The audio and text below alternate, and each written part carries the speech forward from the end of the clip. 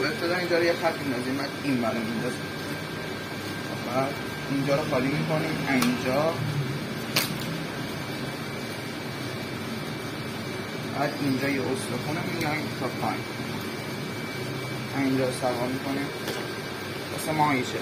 این استخونه رو چاقو اینجا میندازیم، یه دونه رو داخلش بدین شکل، اینجا باز میکنیم، قده داخل رومه ساکت بود.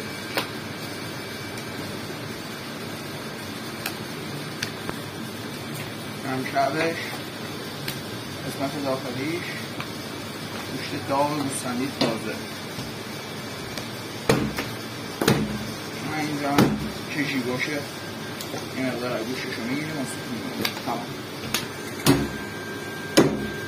علی رو میزه اسمم رو گفتم مرسی. بیری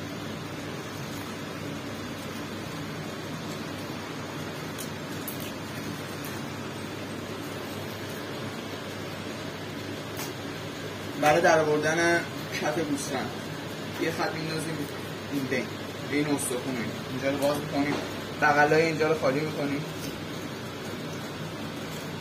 بعد با نوک چاقو اینجا رو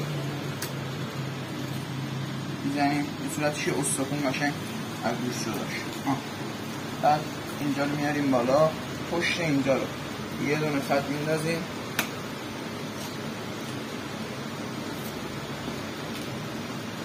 بعد این میذاریم زمین. این کشیم.